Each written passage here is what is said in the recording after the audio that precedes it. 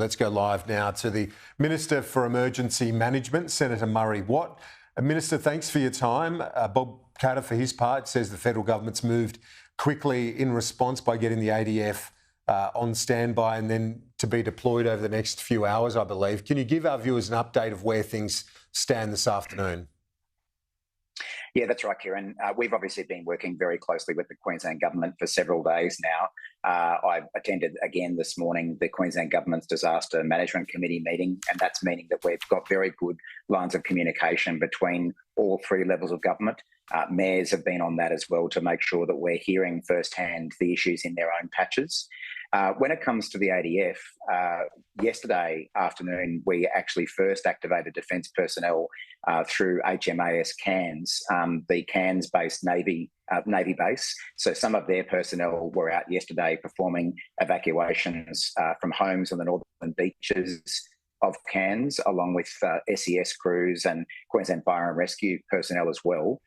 Today, the ADF involvement has escalated. We've approved the use of ADF aircraft and personnel to airlift up to 150 Queensland emergency personnel from Townsville to Cairns, simply to supplement the resources that the Queensland Government have available. But they really need the ADF aircraft to be able to get in there in the kind of conditions that we're seeing at the moment.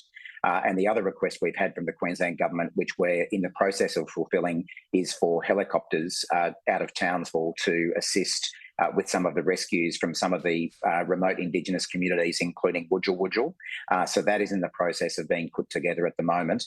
But I would expect that there'll be additional supports for or requests for the ADF in coming days. And we've made clear to the Queensland Government and to Far North Queensland that we're happy to provide whatever assistance is required. Indeed. And in terms of those cut off, you mentioned Wudjil. Is that the most severe situation? How many comparable situations like that are there in Far North Queensland right now, given this unprecedented rainfall that we've seen? And you're right, KG, it is just incredible the amount of rain that has happened in this part of the world. And let's face it, it's one of the wettest parts of Australia, but even for their local standards, this is a huge amount of rain in a very short amount of period of time, which is causing rivers to rise very quickly, in some cases quicker than authorities have expected. Certainly, as of this morning's meeting of the Disaster Management Committee, it was communities like Wudjil, Dagara and Bloomfield, which were of most concern in terms of needing evacuation. We'll be having another one of those meetings with the emergency services and mayors later this afternoon to get a bit of an update. But if people need additional support from the ADF, I've already spoken with the Prime Minister and the Defence Minister a couple of times today, and they've made very clear to me that they're keen to have the ADF assist as well, and that's what we'll be doing. It's a critical 24 hours, isn't it, right now? Yeah, it is. I mean, the weather briefing that we received earlier this morning suggested that we might see rain easing over the course of the day, but we still face the risk of some isolated thunderstorms and more flash flooding. So we are definitely not out of the woods at this point in time. And the more that we can be doing to get help to people, right now, the better. The reality is that there are many communities across Far North Queensland, whether they're small remote communities or quite sizable towns, that are now cut off in terms of road access, rail access. So that's the other thing that we've got planning in the background, is how do we meet resupply needs of some of these communities in coming days.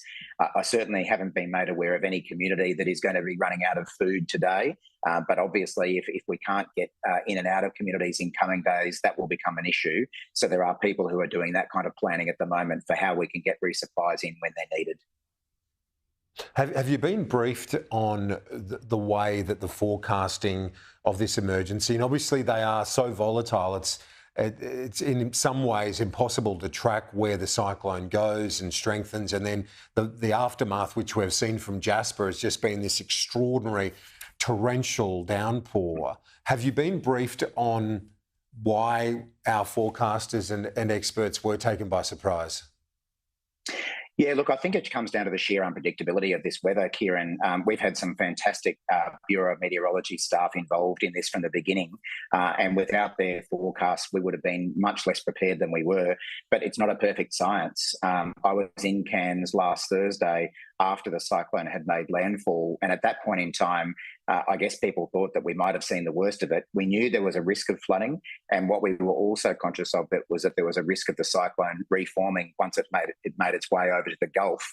But it's an incredibly slow-moving system as well, and it's just drenching communities with rain as it gradually makes its way across. So I have confidence in the Bureau of Meteorology personnel who've been involved.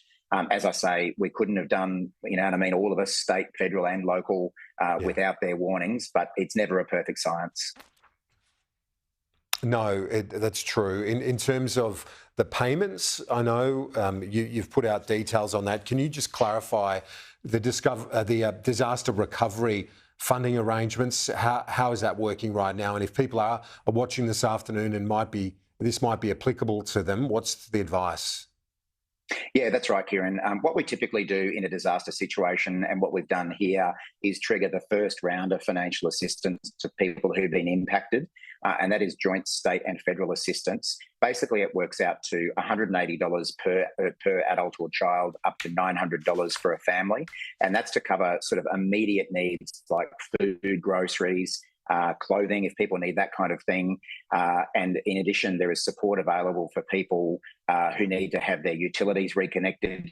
You will have seen there's a lot of people who've lost power. They may have lost a full fridge of food. Those sorts of payments are available. Those payments are now available in 9 councils across Far North Queensland, and people can simply hop onto the Queensland Government website or call the Community Recovery Hotline to see whether they're eligible and what they can claim. We've also made available, again, joint state and federal funding for councils. They incur huge costs through these disasters in terms of damage to their own equipment and infrastructure, but also the cleanup job and the role they perform there. But I would expect that in coming days, we will see additional support triggered, whether that be for small businesses, primary producers, or more for individuals. But obviously the key focus at the moment is just simply keeping people safe.